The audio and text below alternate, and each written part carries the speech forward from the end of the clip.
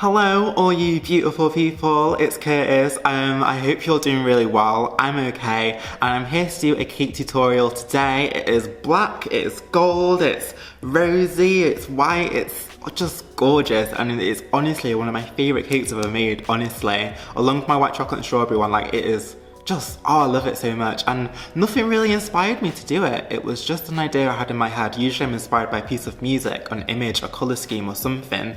But yeah, it worked in my head and it worked in real life, and it just, I just love that. I just can't stop looking at the cake, you know. I keep seeing videos, I keep looking at my videos and my pictures and I'm like, oh, did I really make that? So yeah, I'm really proud of it. I might call it my 2,000 subscriber cake because we hit 2,000 subscribers last week. I'm so grateful, so thankful that you guys keep coming on to my channel, subscribing, saying hi to me, trying my recipes or whatever. So I'll talk a little bit more about that at the end of the video. But for now, let's get into this cake tutorial. I hope you enjoy it. And yeah, let's get in there.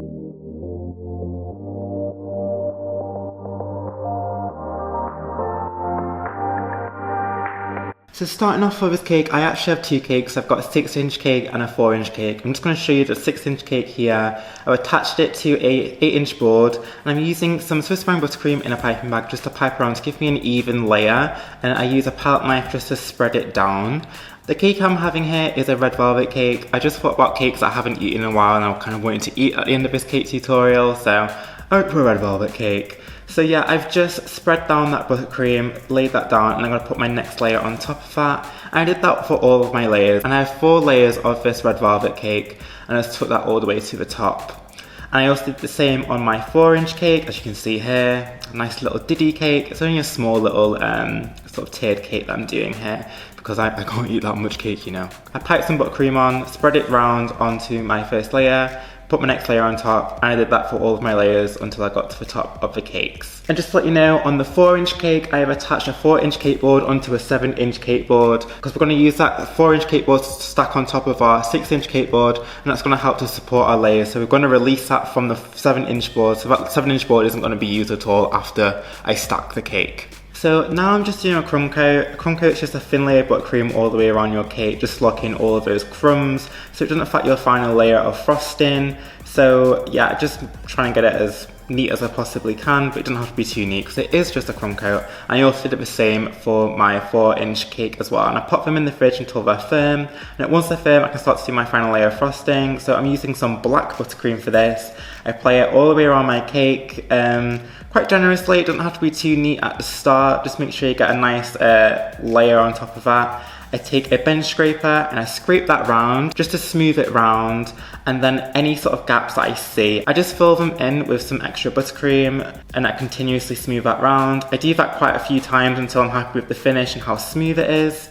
And then once it's as smooth as I think I can possibly get it, I get my palette knife, hold it vertically against the cake and bring in that lip that I have on top, and that's going to give me a nice sharp edge on my cakes. So I also did the same on my 4-inch cake. Just take my bench scraper, scrape that round until I have a nice smooth cake. I've got a lip at the top, so I hold my palette knife vertically against my cake and bring in that lip. And that's pretty much it for covering the cake. So I pop them in the fridge until they're a little bit more firm, and then once they're a little bit more firm I can start to think about stacking them. So I take a 4-inch cake board, so it's the same size as the cake that's going to go on top, and I just press that into the cake a little bit, and that's just going to leave me with a sort of an indent of where that cake's going to go on top of the cake, so I have a bit of a guide. And I'm sticking some smoothie straws into my cake, and they're going to be used to support the cake, because if I was just to stack a cake on top of a cake, it would just the cake would just collapse basically from the weight. So these straws are going to hold the weight of the cake that's on top. So I just mark them and I cut them with a pair of scissors, and then I put some buttercream on top so that the cake can stick on top. I released my 4-inch cake from the cake board using a filleting knife. It's nice and sharp and thin, so it's really good to use one of them. And I just pop my next layer on top, just like so. And I pop that in the fridge. So next we're going to work on our buttercream flowers. So I've attached a parchment paper square onto my flower nail. And I'm using the same petal tip as I used in my last buttercream flower video. I just made a little blob in the middle. I'm going in with a very fair light pink with that same petal tip. And I'm just going to do some petals on the top of that blob. And it's very similar to the roses we did in that last Lianne La Havas floral cake video, except we're going to do our petals a little bit wider and outwards, so we're going to have like a more open flower. And I do that by holding my petal nozzle sort of at a 45-degree angle going around, whereas in the other video I kind of did it as I was sort of holding it vertical, so I had a bit more of a closed flower.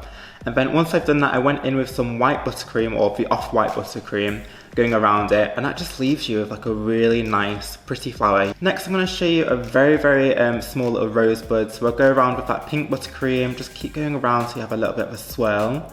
And then I go in with the white buttercream going around that. Just doing a couple of petals going around, and you're just left with this really small, pretty rosebud. Next, I'm going to do some cherry blossoms, some very small cherry blossoms. I'm using a piping nozzle that's very small, and I actually have a name for it. It's one of the very few branded piping nozzles or tips that I actually have. And this is a PME 57R tip. And it's just really, really small, just like the piping nozzle and the petal nozzle we were using before, but it's a lot smaller. I just go around on my parchment paper, holding it sort of vertical against the paper, going around and bring it in, release the pressure, and you're just left with one petal. You're just going to keep going around until you have about 5 petals. It should take you about 5 petals, but sometimes it might take you about 6, which doesn't really matter too much. And you're just left with a pretty little cherry blossom. So I did quite a few of each flower and I put them onto a baking tray. And the next one is just a leaf. Using a petal tip, I sort of do a zigzag against the parchment paper, going up and then bringing it down, and that just leaves me with a leaf. And I did that in a colour that was mostly resembled a gold colour, and that'll become apparent a little bit later on. Now going back to the cake, I use a leaf tip in that same sort of gold colour, and I'm sort of doing it in a diagonal effect on the cake, just piping a few leaves. I'm not doing too many. And I'm going to pop that in the fridge until that buttercream's sort of set up, and I paint over that with some gold lustrous and some rose water so that it sort of evaporates off. You have to be quite careful because you don't want to break the buttercream that you just piped onto the cake. And because I've done it in a colour that's very similar to the gold luster dust, I'm not having to do a second coat on the leaves, which is quite handy because I don't want to waste any luster dust, you know. So then going back onto my leaves, they've been in the freezer for a little bit, so they're nice and firm, so I can paint onto them quite easily. I'm just going to paint over them so they're nice and gold as well, and then I can stick those onto the cake, just like so. Just follow it in that same kind of diagonal direction that I was doing for the leaves that I piped onto the cake. And I'm sticking them on with some melted candy melts because they sort of dry up and set onto the cake quite quickly. Next, I am just attaching my buttercream flowers on top of the cake. Well, not on top of the cake, but on the cake. I'm just sticking my buttercream flowers on the cake with some buttercream. I'm just putting them wherever I think they're going to look nice, but still following that kind of diagonal effect. I want the middle part of the cake to be quite populated with the flowers, and it's sort of getting a little bit more sparse as you sort of go out, if that sort of makes sense. And with buttercream flowers, like, the more you put on, like the more you sort of build up this sort of garden, if that makes sense, the more kind of the impressive effect you kind of get. So you just keep putting them on the cake and you're just left with just this pretty cake, you know what I mean?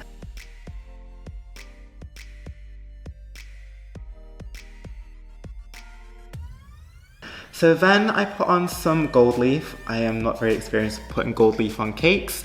It wasn't sticking to the cake. I was like, oh my god, this is not working. So what I did in the end is I actually kind of wet the cake with some water, and I just pressed on the gold leaf onto the cake, and I had a bit of a better experience putting the gold leaf on that way.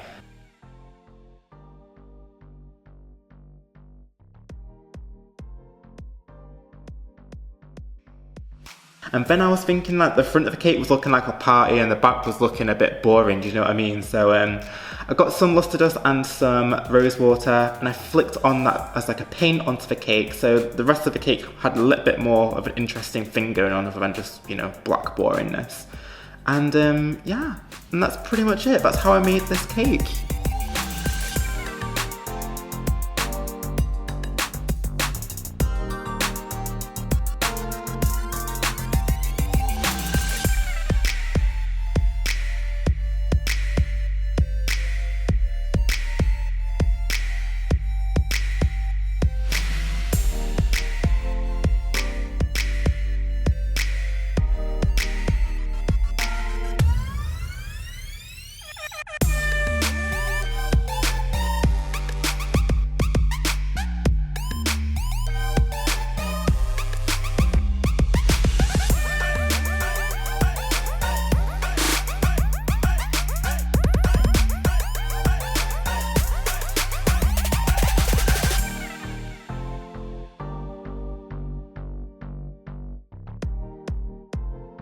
If you love this cake as much as I do, then make sure to give this video a big thumbs up and subscribe to my channel if you haven't already. Join the other 2,000 of us, join the party. I am so grateful that I've reached 2,000 subscribers. This is the biggest following I've ever had on any social media site or whatever. So we've surpassed my Tumblr following, and yeah, I'm so grateful. Like, I'm really excited, and it's still growing, and it's just crazy. And I don't know how you're finding me. If you're finding me through a search bar, through a recommended video, another channel, I don't know what it is where you're finding me, but I'm so grateful that you are, and that you like my content enough that you want to stick around and see more of me. And yeah, even though I've been uploading so like sporadically over the last couple of months, I'm so grateful that you keep coming back. And yeah, I enjoy seeing your pictures of my creations, you know, like my chocolate tart. Someone did one of those a couple of weeks ago. Someone did some cheesecakes, and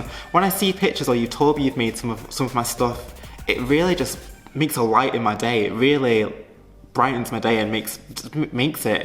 It's just incredible. Like, I can't even describe the feeling. So yeah, thank you so much. And if you didn't know already, I am on Instagram, Facebook, Twitter, Tumblr. I am on pretty much every single social media site, so make sure you give me a follow or like on those. You can see what I'm up to in the kitchen, and everything. You can say hi to me, say hi if you want to. If you've got a problem with the cake or whatever, I might be able to help. I don't mind, you know, helping you out if I can.